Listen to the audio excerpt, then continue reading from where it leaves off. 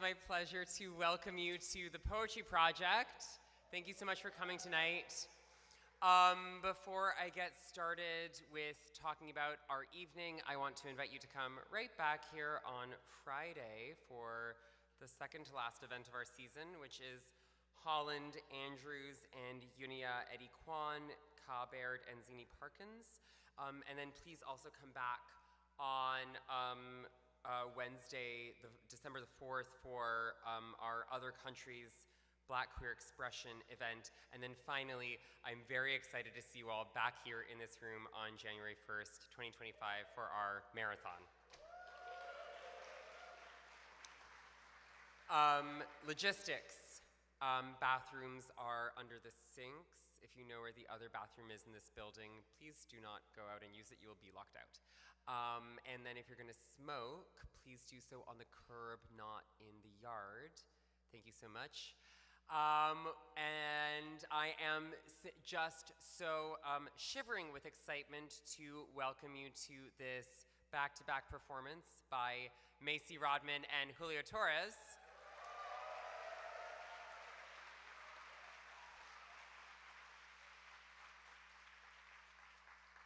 It's not every day that we force a bride to perform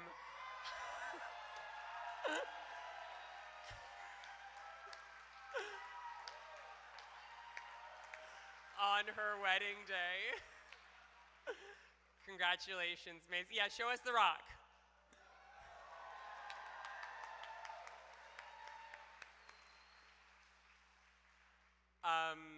I've been wanting to get this pair here for a long time. I'm so thrilled it's happening. Run of show for tonight, I am going to invite up here in a second Heron Walker. Heron will introduce Macy. Macy will perform. Then no intermission, Brandon Flynn will come up here. Brandon will introduce Julio. Julio will perform. We will continue the debauch elsewhere. So once again, thank you all so much for coming. Heron Walker, take it away.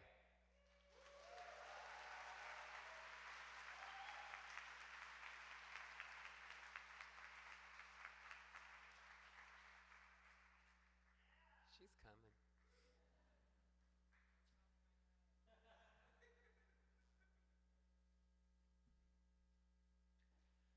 Hi.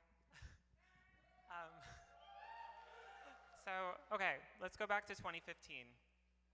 We're coming out of the Brooklyn drag renaissance of the early 2010s in the wake of that moment in the middle of the decade that my friend, the writer Ty Mitchell, once described as the great audition or transition moment for so many queens on the scene, when a clarion call rang out.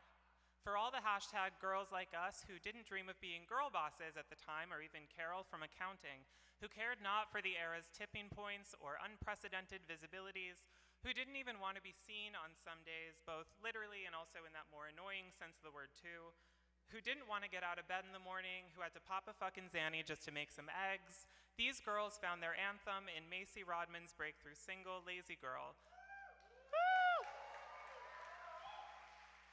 The video for which featured Macy and a bunch of other trans girls from around the city trawling around a green-screened purgatory, trapped in a CGI domestic tableau. But despite what the title of the song might have you believe, Macy is one of the hardest working women in show business, certainly that I've ever met, and I am the president of show business. She's a true interdisciplinary talent. Oh my God, you look amazing. She's a true interdisciplinary talent, a quadruple, quintuple, probably octuple, non-uple threat, alongside her impeccable discography, which to date includes three albums, an EP, a collection that remixed her latest LP, which sounded like Liz Phair, self-titled, meets Madonna Beautiful Stranger, called Unbelievable Animals, and so many more releases. She can do makeup, design, craft clothing, fashion chic yet whimsical marabou headpieces. Also, her IMDb is growing ever longer as I speak, with unforgettable recent cameos in Julio Torres' HBO series Fantasmas and director Theta Hamill's debut feature film Stress Positions. With Theta on NymphoWars. Any listeners? Okay. Their joint podcast of over half a decade that has not only revived the serialized radio play as a narrative medium, but made a cackling fool out of me and probably so many others on the B38 more times than I can count. Macy has reshaped the way that so many of us speak and think. I don't want to go all Miranda Priestley, cerulean belt on you, but if you often find yourself saying the phrase gay guy as if it were just one word, like, look at that gay guy, or it's just a bunch of gay guys, you probably have her to thank for it, either because of how many of us started saying it so much, because of Macy and Theta saying it on their podcast, or because of her brilliant 2021 single, Rock and Roll Gay Guy, a playful ode to hooking up with one such titular kind of, oh my God, I'm kicking something. A playful ode to kicking a water bottle. A playful ode to hooking up with one such titular kind of gay guy, even though we're, quote, both complete disasters, and you know he'll break your heart, but at least you know he'll do it in style. Like what, Kay Gabriel? Like a gay guy, exactly.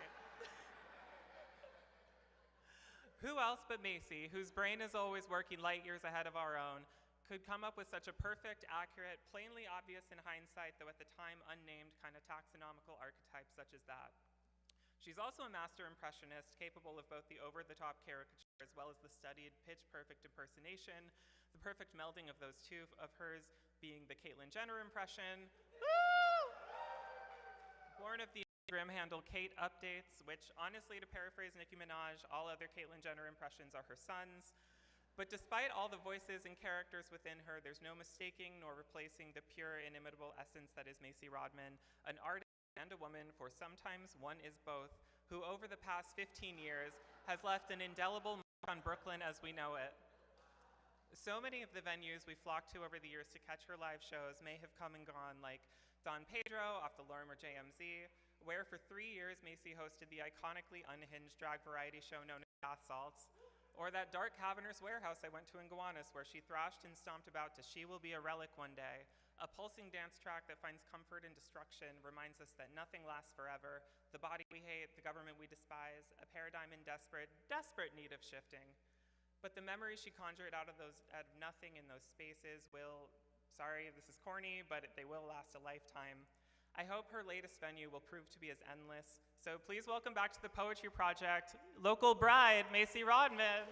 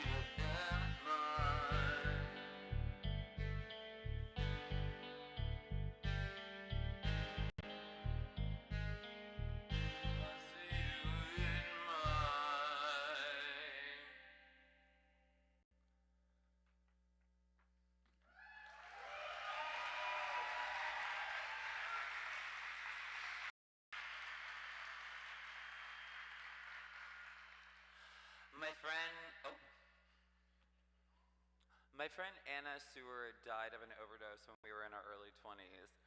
We were friends in Juneau, Alaska, where we grew up. Anna showed me Dresden Dolls and Rocky Horror. She became a train hopper and visited me once at my apartment in Chinatown and insisted on sleeping on the roof with her oogle boyfriend. We went out to a club one night and she stole someone's jacket. I made her call the girl from the stolen phone and return it. I never saw her again. Plastic surgery on the beach isn't easy, but it's cheap. Clocky hands and clocky feet. Take my nose and keep it, please. Bad, sad, glad, dad.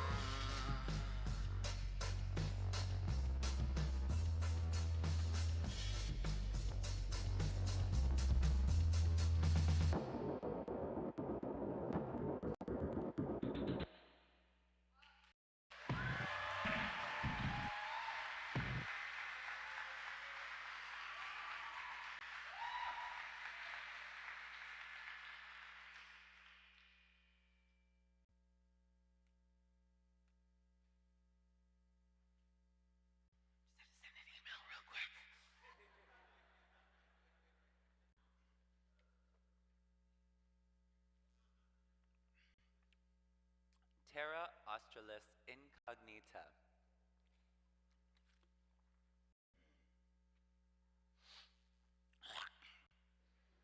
People were looking for Antarctica in wooden ships for hundreds of years. Each country had its own ragtag crew captained by an insane person setting sail and combing the seas in search of the unknown southern land.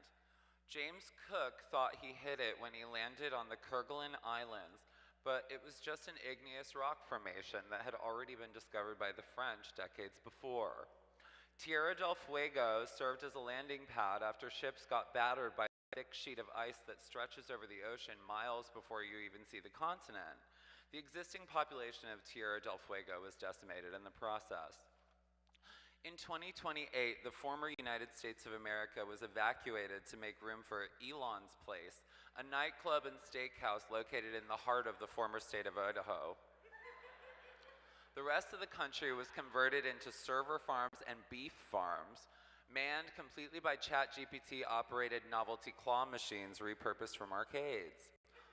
The population of the former United States was dispersed to 3 places: Greenland, the Moon, and Antarctica.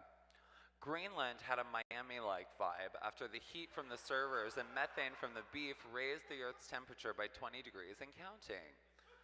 Antarctica was like Australia, Australia becoming more like Arizona. Antarctica's climate was pleasant, mild. It's a little bigger than Europe, so people fit on it pretty comfortably. The Moon was like Williamsburg or Soho.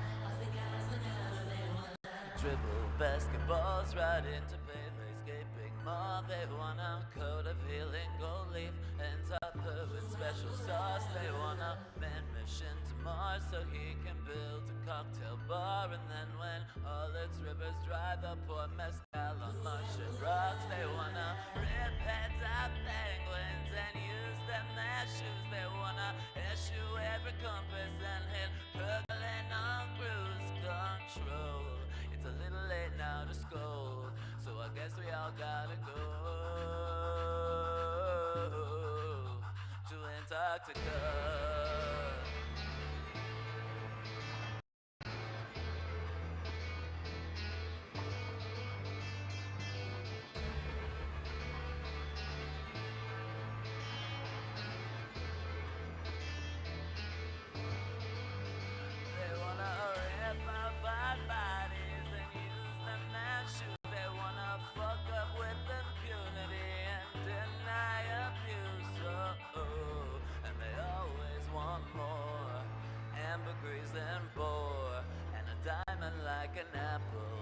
Centuries old sword, and a diamond like an apple, and a centuries old sword.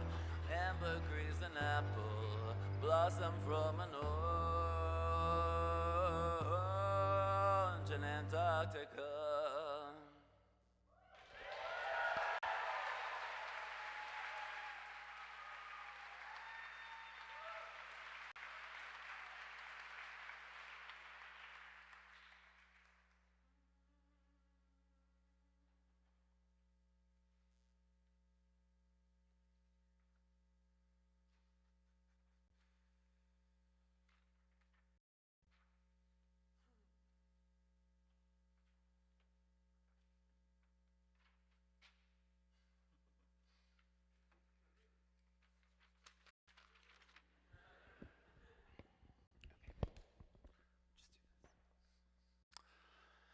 I was cat-sitting at a beautiful apartment in Flatbush with an upright piano, a view, and a cat with no teeth. It was bright yellow morning. I was learning to play a Shamir song on the piano and was fumbling all over the keys. I'm not a player, really. I'm more of an entertainer, as Tori Amos would put it. I caught the news on Instagram. It's so cliche to say I didn't believe it was real, but I first saw it on Charlene's story, and truly I couldn't tell if it was an RIP thing or if she was just celebrating Mother apropos of nothing. I didn't want clarification. I was terrified to get clarification. The day dragged on and it became clear. I texted the girls. It was panicky for a while and then quiet. I watched Chopped for like 5 hours. I didn't cry all day. I was too confused to cry. Then it was night and the sky was black. I went into the bathroom and clipped my nose into the sink. As I was opening the medicine cabinet, I lost grip on the clippers and flung the cabinet door directly at my face. The door hit me on the side of my eye, right at the orbital ridge. I was gushing blood. I started heaving tears and sobbing. Sobbing turned into screaming. Screaming and heaving and running around the apartment and pulling at my clothes. The neighbors must have been this close to calling the cops. I learned later that Almaria had cut her face on a mirror just a few days before in a really similar way. She was on her way out of the house to meet Cecilia for what would end up being the last time. As my screams filled the cat apartment, I became furious I would never see Cecilia again. I was furious I would never see Babes again. I reached into the future and screamed for Marina. Fell into the past and screamed for Nancy, screamed for Melinda. Why is the sky pitch black all the time? At Babes' funeral, Jake and I got overwhelmed. We stepped outside and we were talking to Babes' mother. A true gag that she showed up, flew across the pond with her little purse and her thick Liverpool accent to mourn her daughter, who she was a fucking bitch to before she died. We smoked and watched and gagged and stood, and as we became more and more set into the weird jello mold of a scenario, suddenly a rat runs up from the curb, runs directly into a brick wall head first, and dies. That's true. Why is the sky pitch black all the time?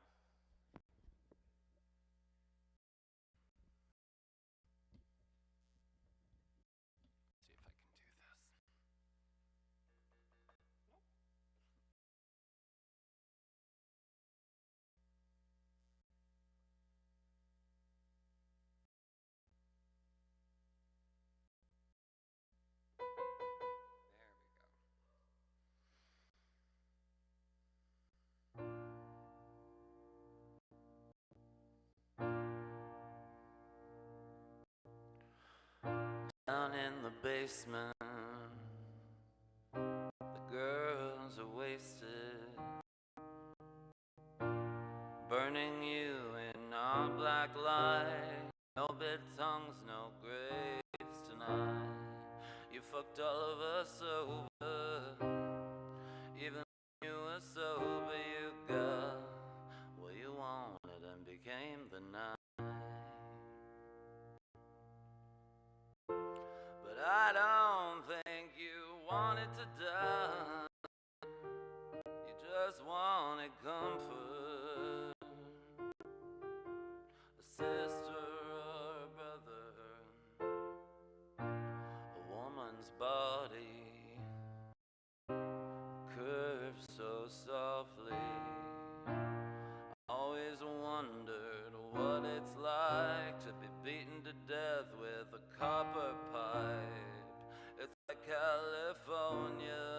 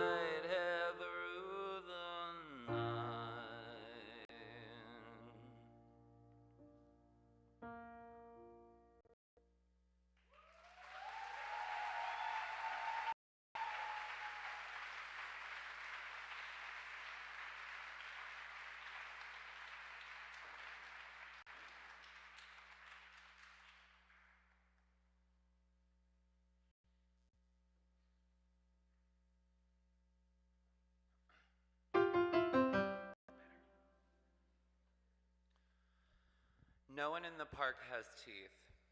I genuflect, I genuflect. No one in the park has teeth. I genuflect, I genuflect.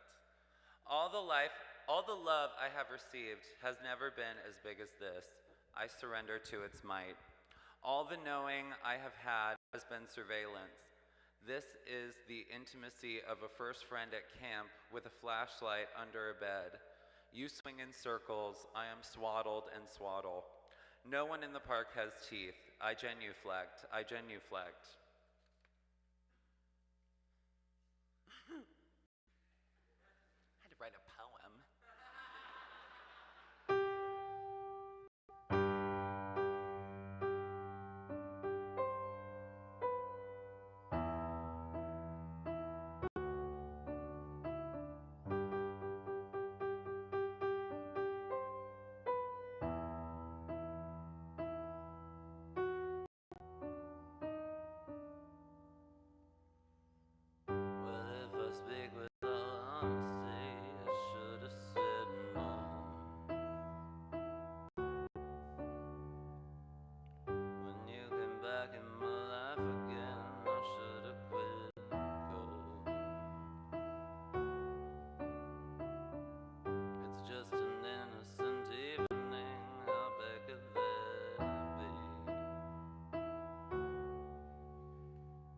Left, right?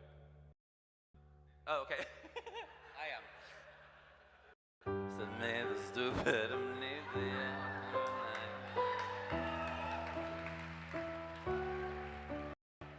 I'm a woman in comedy. We're used to the red, green, red, you know. But I can't tell a lie. Felt so alive. So if I speak with all honesty, fuck it, let's go. Oh, I just want you to love me. I want you to feel the way I do. I just want you to love me. And I want it to be true. I just want you to L-O-V-E-M-M-M-E-E, L-O-V-E-M-M-M-E-E, L-O-V-E-M-M-M-E-E.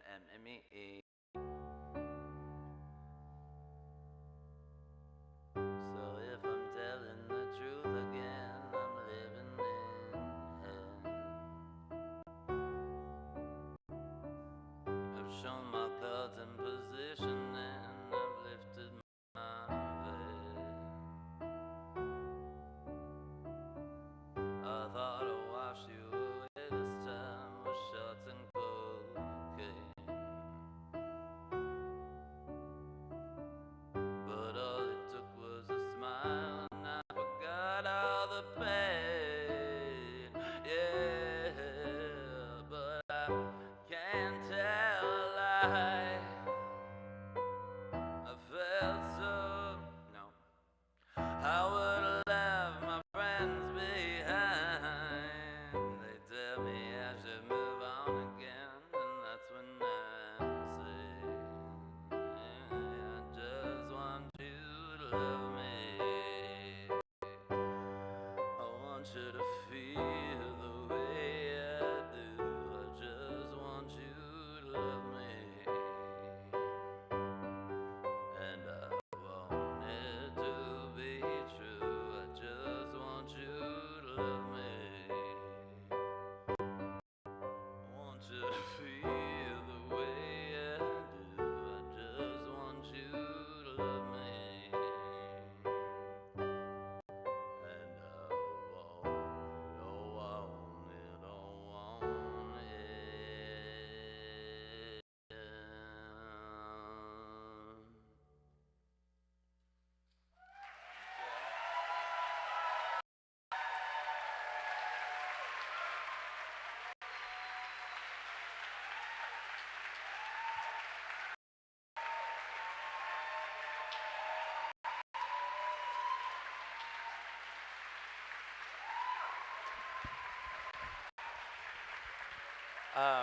I want to thank Kay Gabriel for putting this together, and pairing me and Julio together, which is, I mean, you know, yeah, she knows what she's doing. And also for last year, Kay paired me and Cecilia together for an event here that would be a similar pairing style, and it never happened because Cecilia died and left such a crater in our community. And you know, this goes out to her. You know, she's listening. Cecilia! Cecilia! Cecilia! Thank you.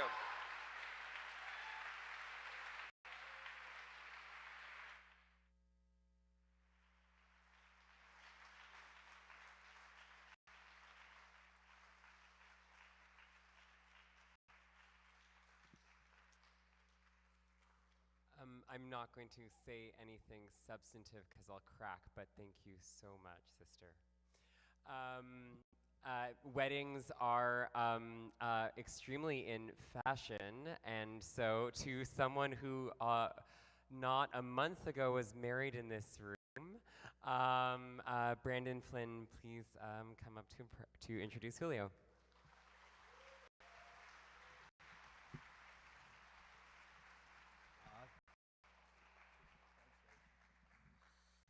Thank you so much. That was so beautiful, and congratulations, you guys. Very sexy.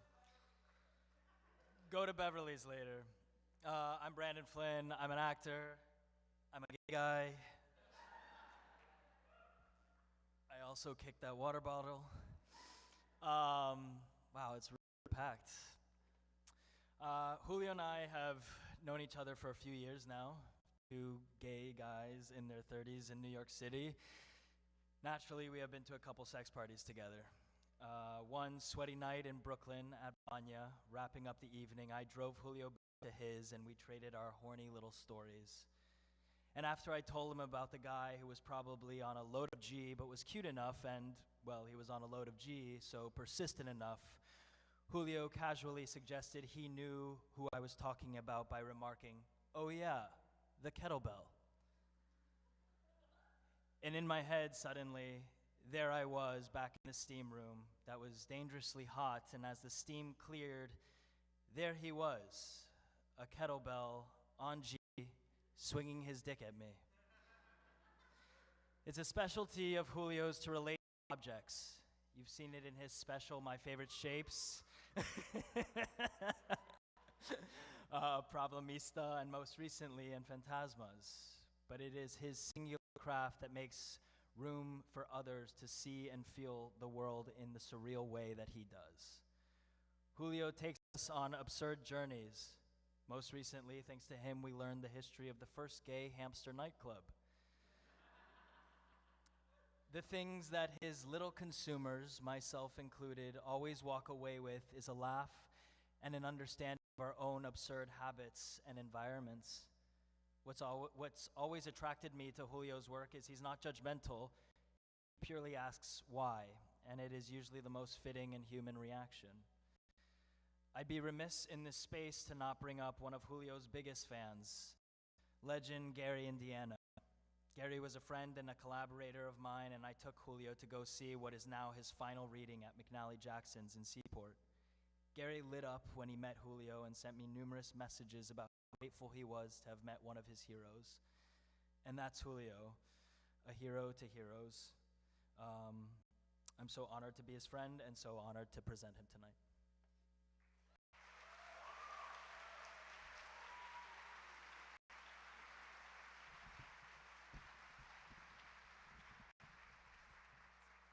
Thank you.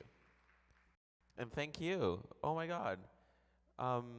What a night. And clap again for Macy.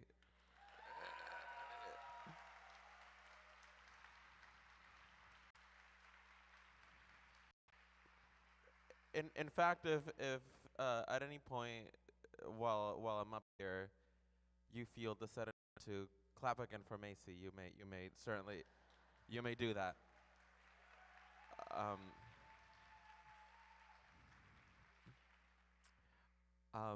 No, thank you so much for. Wait, no, I should thank after I'm done. Okay, sorry.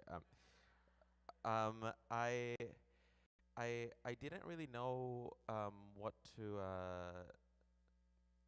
expect of tonight or what to bring, so I uh, dusted off this thing that I'm going to read. Um, it would be it's not so much a work in progress as it is a forgotten work, a shelved work that still smells pretty okay. So I'm just gonna um, read it to you. It does necessitate a at least rudimentary understanding of um, this very important piece of media, the Flintstones. D- do we? Yes. Okay. Um, so every now and then, I if you're in my position, you'll get an email or a call saying they're looking for ideas with blank. And ever since Barbie, there's been a lot of bottom of the barrel toys uh, that you've never heard of. But I have one idea for a Flintstones project that would focus on the servant class in the Flintstones. Um, this is my fun sort of summer Hollywood idea that I have, and my good friend Spike will read a couple of lines off stage. But okay. The following is a speech by a prehistoric hog who, for 7 years, has served as the garbage disposal for the Flintstones household. He lived under the kitchen sink, behind a raggedy curtain, eating scraps of food, bones, or whatever else the Flintstones tossed away down the drain. His job is commonly referred to as trash hog. In the prehistoric city of Bedrock, households normally had several animals working as appliances. Being a trash hog is the obvious, if not predetermined, occupation for hogs, given their natural ability to eat waste in a short amount of time. The kind of labor performed by other animals was also dictated by their anatomy. Rabbits, for example, were suited to work as TV antennas due to their long ears. Pelicans are washing machines, as they're able to hold gallons of water and loads of laundry in their beaks. Elephants are faucets, whether in the kitchen sink or shower, thanks to their trunks. The animal worked directly under the supervision of the woman of the house, which in Maurice's case is Wilma Flintstone. Maurice's speech is addressed to her. Friends and family would describe Wilma Flintstone as warm and cheerful, though the animals would characterize her as cold and inaccessible.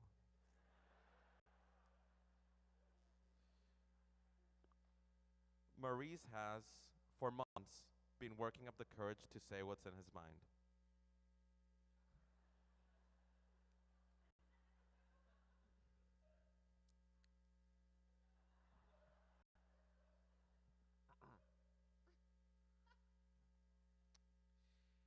Um, Excuse me, Mrs. Flintstone. I was wondering if maybe you have a do you have a second? Do you think now it's a good time to talk? What is it? It's just I sorry. I just wanted to know if it's a good time to talk. Okay. Okay, it okay as in it is a good time to talk. I'm sorry if right now isn't a good time. Yes, just go ahead. Okay, sorry. Is well. Okay. Last night you threw a really sharp bone down the drain, which really hurt my throat. It really did, and I don't know if you remember, but I've brought this up before. How I'd prefer to get a heads up before a sharp bone goes down the drain, so I can prepare to catch it at an angle that doesn't hurt my throat. I said sorry. Right. Yes. Well, yes. You did say sorry, but and I genuinely believe it won't happen again. But I don't know. After it happened, I had this sharp pain on my throat all night, and I couldn't sleep, and I started thinking about my job here, about some of the things that I've been meaning to say for a while, and okay, so I've been working here as a garbage disposable for 7 years, and I'm happy. I'm so happy to be a part of the team. Um, and I'm proud of all the work, of all the garbage I've eaten over the years. And I understand that you're a very busy woman, what with managing the house, taking care of pebbles and all, but I I'd like to talk about something that I've been thinking for a while. Okay, so when I first interviewed for the job, you raised the possibility of me eventually moving from eating the garbage to managing the garbage outside, the non-organic waste, separating and organizing garbage for the city to pick up, as opposed to eating the organic garbage here under the sink. I didn't say that. No, no, no, you did. Remember? I just said that I didn't. I mean, okay, maybe you didn't promise, but you said that I might be able to move on to managing garbage. When I interviewed, I say yes, I'd be happy to work as a garbage disposal, but I hope there's room for growth. I hope that an entry level job at the Flintstones will lead somewhere, and and you nodded your head. Okay. I'm not sure why you're bringing this up now. Is this still about the bone? I mean, it is and it isn't. It's related. The point is that there's a disconnect between what's said to me and what ends up happening. And I and that no matter what, I keep doing my job. You not giving me a heads up about the bone, despite you saying you would, is a symptom of something larger. And I want to talk about. I guess I wanted to see if I could talk about the other symptoms. I guess, like you saying that I could eventually stop eating garbage. Don't get me wrong. I love having a job. However, I I I did go to school to be a record player. Remember the conversation we had 4 years ago?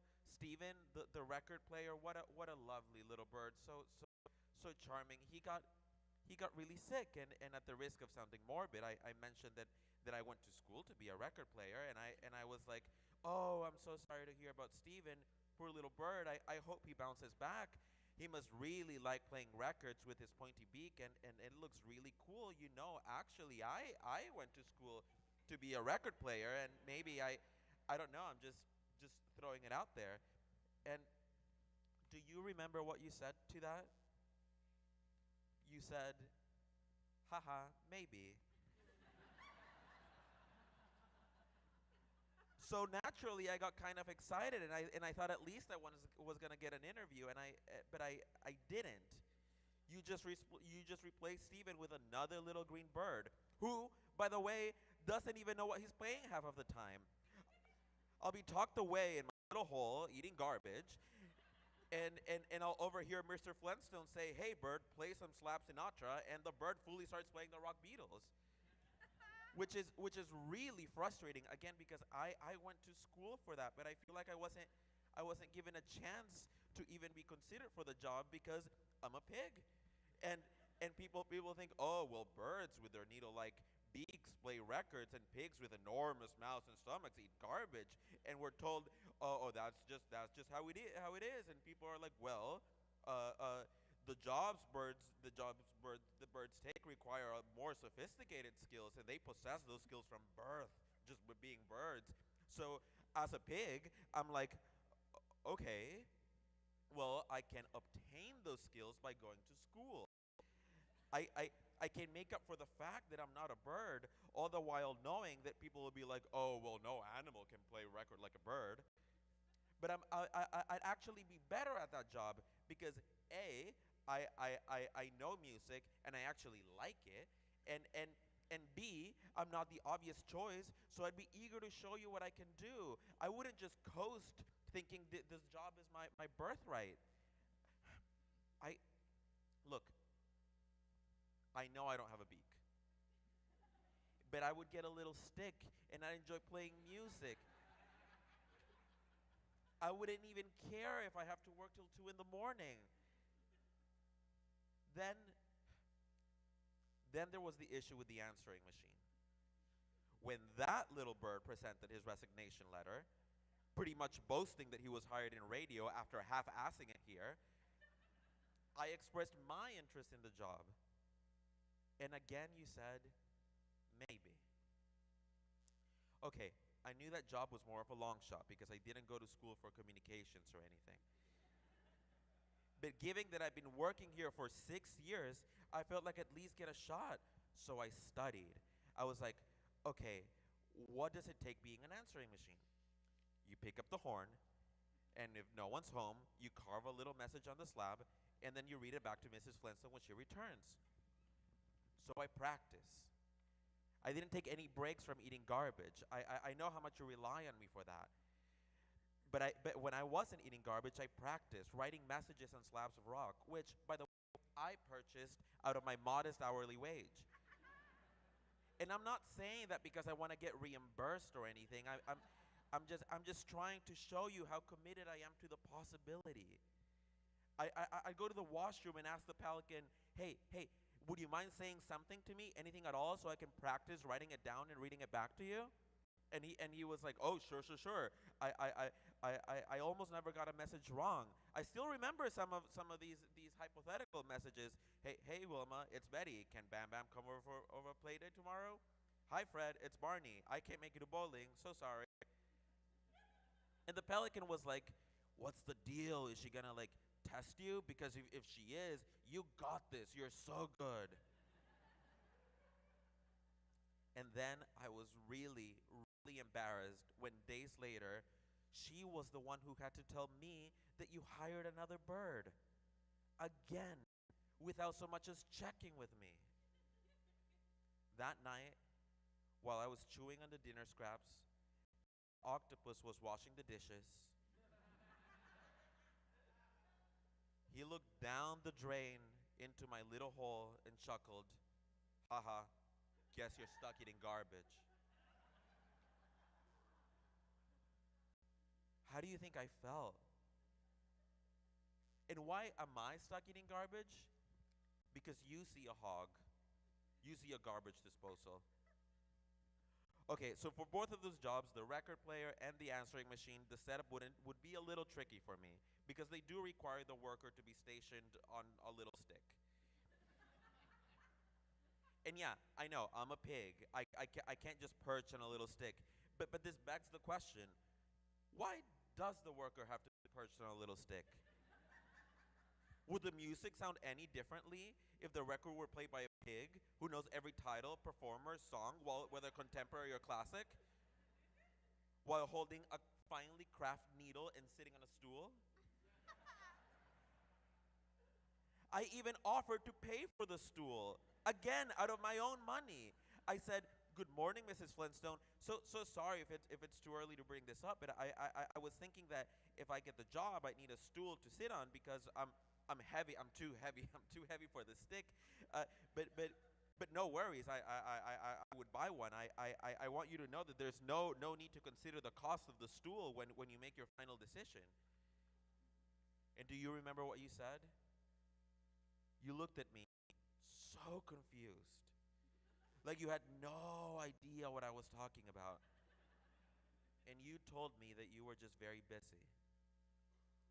For the longest time, I thought I hadn't gotten the job because I brought up the stool at a bad time.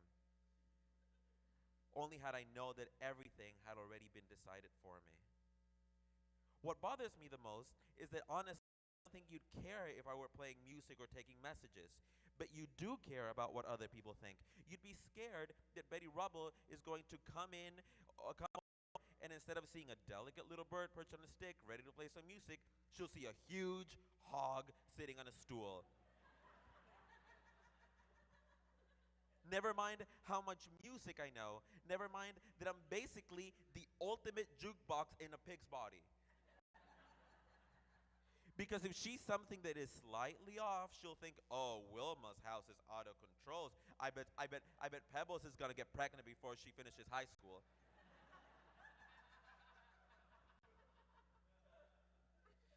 The promise of a better future is what kept me going as I ate all those bottles and apple hearts and bones. So how do you think I felt after 2 more years when I looked out the window and saw humans in matching uniform separating organic and non-organic waste, emptying the bins into slick trucks, hopping off of each house? Now that's weird, I thought. Why would Mrs. Flintstone promise me a job that doesn't exist? I know I know you didn't promise, but you said maybe. And I feel like you should know how much your maybes mean to me. How the weight and glimmer that a maybe has when it's all you have. I felt so stupid. It took me 2 years to find out that the job I wasn't even real. But how would I know? I'm stationed under the sink, behind the little curtain. And by the time I get out, everyone's asleep. When I got this job, I told my wife that at first I'd be eating garbage, but eventually I'd move on to management. Every night when I'd come home, I'd get into her pen, and she'd wake up and go, "How was work?" And I'd be like, "Oh, you know, and she said, "Well, did you talk to the animal that manages the garbage? Oh, maybe he can give you pointers, or at least you know when the slot's going to open." And I'd say, "No, I get off work too late. Hopefully tomorrow." I could tell that the answer was less and less satisfying to my wife each time. Like she didn't believe me. So when I learned there was no job, that I was going to be eating garbage for the foreseeable future, my first thought was, what am I going to tell Petunia? And I didn't tell her anything. Instead, that night, when she asked again, I just got mad. I didn't even explain why. I got mad at her. Not at you, at her. I got mad that she had gotten me Mr. Garbage Manager badge for my birthday.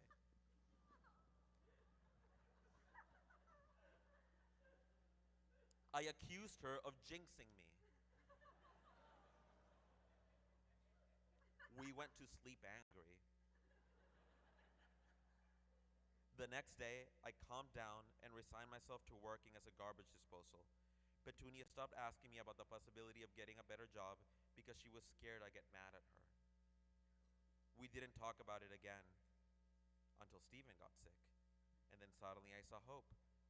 Maybe there was a shiner and brighter future that I'd seen before, a chance to play music. But I didn't tell Petunia this time because I didn't want her to get her hopes up. I even got kind of superstitious. I'd come back home and go to bed next to Petunia with a big smile thinking, I can't wait to tell her I'm going to be a record player. And then I didn't get the job. I was so mad. Mrs. Flintstone, you have caused a fracture in my marriage.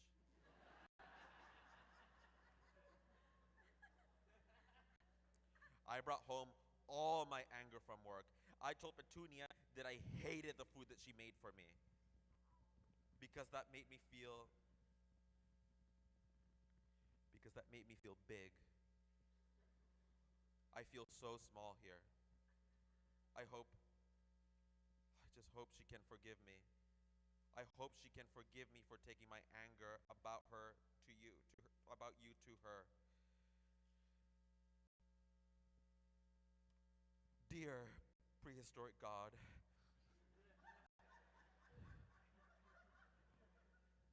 even when you compliment me, The point is to keep me in my place. Hog, good hog. You say when I swallow a pan load of scraps in one bite. Good hog, good hog. I didn't realize until I didn't realize until recently that this is a tactic. And now I'm hurt every time I get a compliment. By rewarding me for a good job you know that I don't want, you imply that I'm meant for this and nothing else. Good hog. What's worse is that sometimes I'd say, dear God, sometimes I would say, yum yum, I love scraps.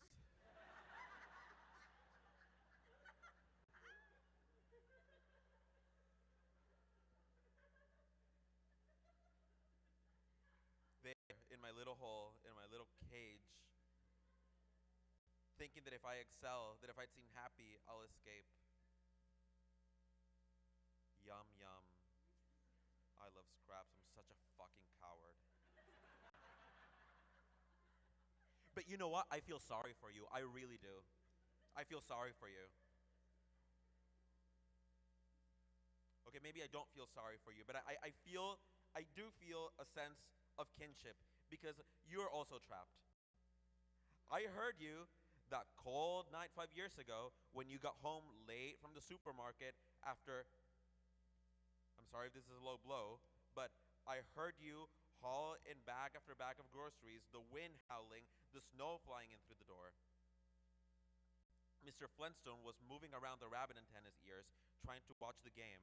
And as you were putting away the groceries, you told him how cold your legs get while wearing your little white dress. And that you were thinking of making clothes that could cover you up more. Mr. Flintstone was like, what? He hardly looked up, but that didn't keep you from sharing your idea. I could tell that you were really excited, but you were also a little nervous. You told him that you wanted to cover up your legs in the winter, and you walked over the kitchen table and put down some slabs with sketches on them. You told Fred that you designed a skirt with a stretch of fabric over each leg. You called them pants. They won't interfere with anything, you assured him. They won't change who I am. And you said, I think a lot of people would really not like wearing rags when it's cold, especially women who are always wearing tiny little dresses, just because, well, why are we all just wearing tiny little dresses? You asked him what he thought, and he said, well, I don't know, it just seems weird. He glanced at the slabs for 2 seconds, frowned, and then laughed. He couldn't back up his opinions with anything, and he didn't even elaborate. He just said, I don't know, it's weird. Then he left the room.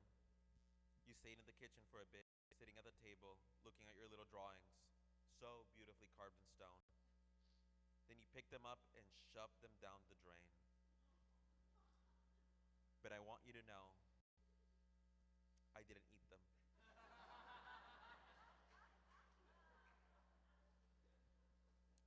I kept them. When you left the kitchen, some of the other animals laughed at you. I'm not going to name names, but I'll just say octopus.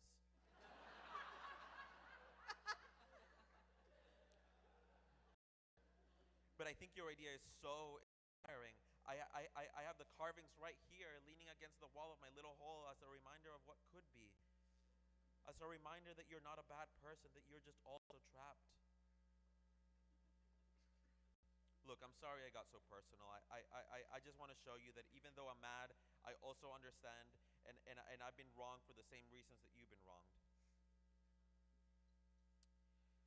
Okay, so in conclusion,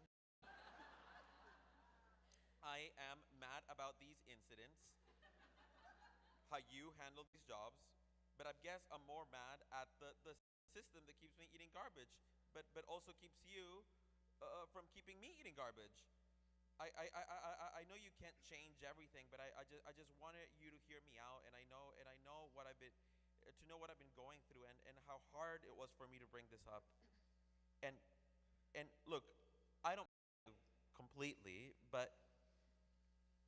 You are complicit. Which I know sounds harsh, but I know, what can I say? I'm just hurt and frustrated, and I'm still eating garbage. Is that all? Yeah.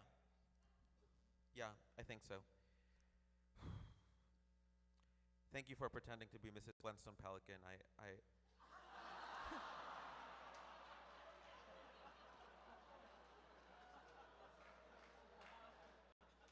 I hope I haven't kept you from doing too much laundry. Nah, that's okay. When are you going to talk to her?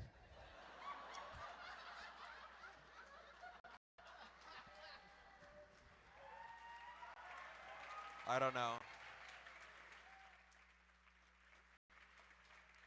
I mean, saying this out loud made me feel a whole lot better. So it was just so long ago. You know, I maybe I just won't bother.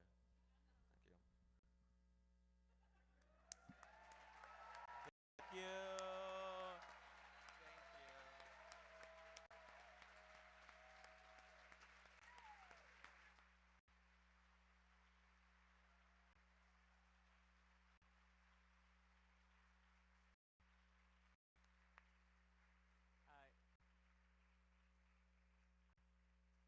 Give it up one more time for Julio Torres.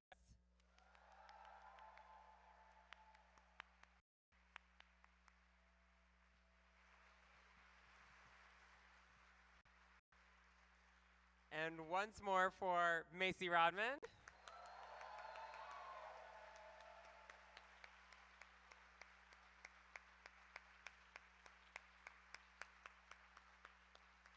And thank you so much to my colleagues at the sound table who've been heroes tonight. To Serena, our videographer, to our volunteers, to staff, to you all for coming. Please come back. We'll see you very soon. Have a great night.